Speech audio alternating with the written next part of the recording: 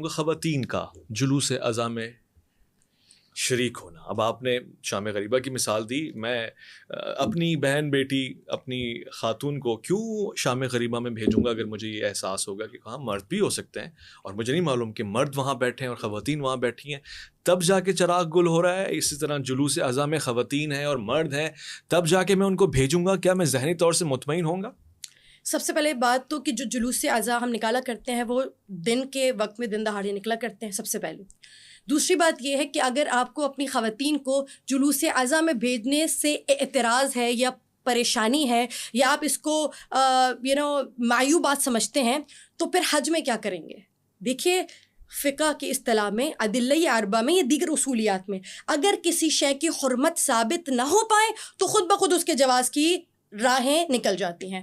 اگر خواتین یا مرد کا ایک محفل میں شریک ہونا, اور یہ محفل یقیناً دینی ہونی چاہیے یا اس کا مذہب سے کوئی تعلق ہونا چاہیے, اگر ان کا شراکت ایک ساتھ باہمی شراکت کرنا گناہ ہوتا, حرام ہوتا, تو حج کے بارے میں آپ کیا کہیں گے؟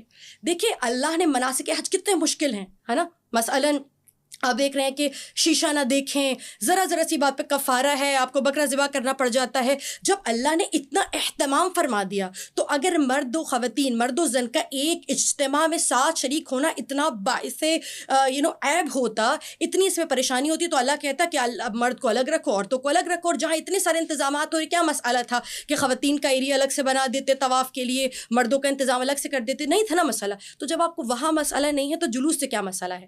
اب جو علماء, اب چونکہ آپ نے یہ جو بات کی وہ عوام کی بات نہیں ہے, یہ بات علماء کرام بھی کرتے ہیں, لیکن بیشتر اوقات یا بعض اوقات ایسا بھی ہوتا ہے کہ علماء کے درمیان خود اتفاق رائے نہیں ہوتا, خود اختلافات, حسد, جتنا بلکہ علماء میں اختلافات ہوتے ہیں نا اتنے امت میں اختلافات نہیں ہوں گے, اتنے عوام میں اختلافات نہیں ہوں گے. تو جو علماء اس حوالے سے کہتے ہیں کہ خواتین کو کیا ضرورت ہے نکلنے کی, تو سب سے پہلے مناسک حج سے جواب دوں گی اور پھر آؤں گی میں اپنے مدعے کی جانب. خدا کی قسم اگر خدا چاہتا ہے نا کہ مناسک حج ادا ہوں, تو وہ چاہتا ہے کوئی ابراہیم بھی بنے, کوئی قربانی دے, کوئی اسماعیل بھی بنے. تو وہ چاہتا ہے کہ صفا و مروہ کے درمیان کوئی حاجرہ جیسا بھی ہو جو دوڑتا ہوا نظر آئے. خدا کو امثال چاہیے, خدا چاہتا ہے, خدا نے ایک ڈیوائن سٹوری کریٹ کر دی ہے, وہ یہ مناظر کو زندہ کرنا چاہتے ہیں, وہ چاہتا ہے یہ ہمیشہ قائم رہیں. اور اگر آپ یہ سمجھتے ہیں, مجھے آپ کا ایک سوال بہت پسند آیا ہے یا پسند آتا ہے, اکثر سنتی ہوں میں, آپ نے ایک سوال کیا تھا کہ خواتین نبی کیوں نہیں ہوتی؟ جی, نبیہ کیوں نہیں ہوتی, ولیہ کیوں نہیں ہوتی, یا ولایت بہرحال اس کو چھوڑ دیجیے, نبوت خواتین کو کیوں نہیں ملتی؟ تو دیکھیے ہر منصب کی ایک ریکوائرمنٹ, ایک تقاضا ہوتا ہے. نبوت کا تقاضا کیا ہے؟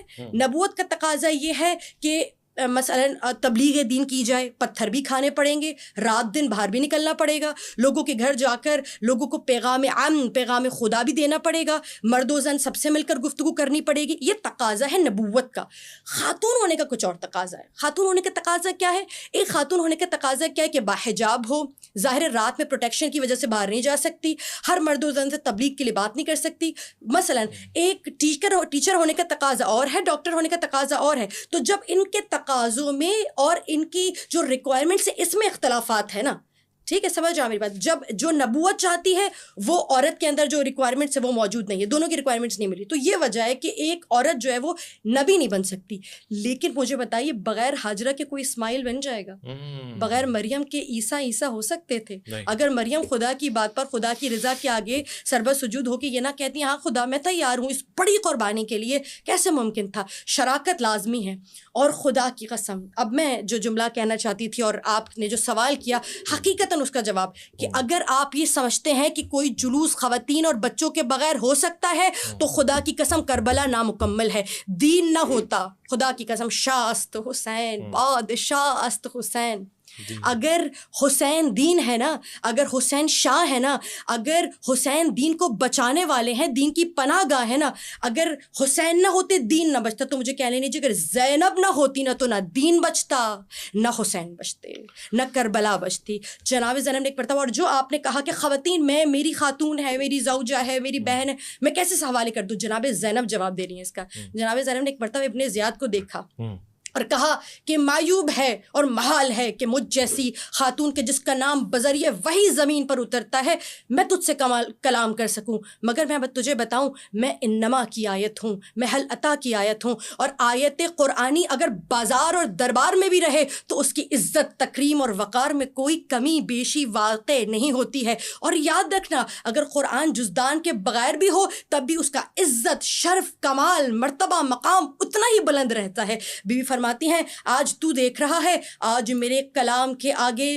سیف ذوالفقار حیدری خاموش ہے، میری زبان کی کاٹ سے زیادہ کوئی اور چیز تیز ہو سکتی ہے؟ بی بی فرماتی ہیں تو مجھ سے یہ کہہ رہا تھا نا کہ آج اگر میرے آبا و اجداد زندہ ہوتے تو دیکھتے کہ کیسے خواتین دربار میں کھڑی ہیں، تو آج میں تجھے کہتی ہوں ابو طالب کہہ رہا ہے میرے لہجے میں، آج ہاشم تیرے ایوان میں چلا رہا ہے۔ اور ہاں میں تجھے بتاتی ہوں اگر آج تیرے بزرگوار زندہ ہوتے تو وہ دیکھتے کہ صفین کا میدان بدلا ہے، جمل کا میدان بدلا ہے، سورما بدلا ہے، لیکن میرے خطبے کافی ہیں تمہیں سراسیمہ کرنے کے لیے۔ دیکھ رہا ہے آج میرا سجاد خاموش ہے، فضا کے آگے حسین بن نمیر کی ہمت نہیں ہے کہ وہ نظریں اٹھا کے دیکھ سکے، میری رباب کے آگے تیرا حرملہ کانپ رہا ہے۔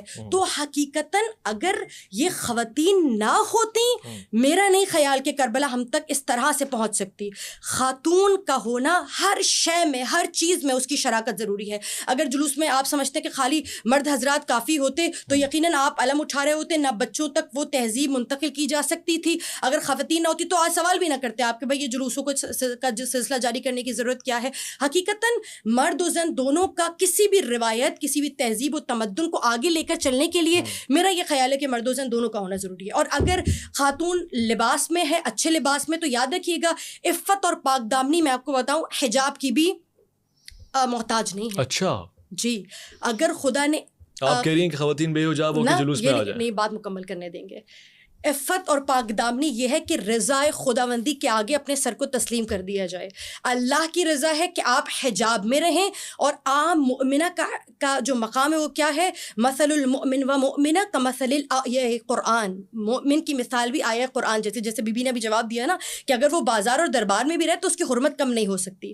اور حقیقتاً مسئلہ یہ ہے کہ یہ جو مومن اپنے گھر سے باہر مومنہ گھر سے باہر نکلی، اگر اللہ کی رضا کے لیے باہر نکل رہی ہے تو عفت اور پاک دامنی کا تقاضا یہ کہ اللہ کی رضا کو پورا کیا جائے۔ لیکن اگر اللہ کی رضا یہ ہے کہ اے زینب، اے حسین، آپ کی بہنوں کا پردہ لٹ جائے گا، آپ کی بہنوں کی چادریں چھن جائیں گی، تو اللہ کی رضا کے لیے اس چادر کا لٹا دینا بھی پاک دامنی ہے، عفت ہے۔ تو آپ کیا سمجھ رہے، کیا جناب زینب کبریٰ کی اگر چادر چلی گئی تو کیا وہ عفت اور پاک دامنی کے درجے سے نیچے آ گئے؟ نہیں، اصل میں حقیقتاً رضائے الہی سب کچھ ہے۔ اگر رضائے الہی ساتھ ہے تو اگر بازار میں چادر چھن بھی جائے تو پاک دامن بیویوں کی عزت و تقریب میں کوئی کمی نہیں آتی۔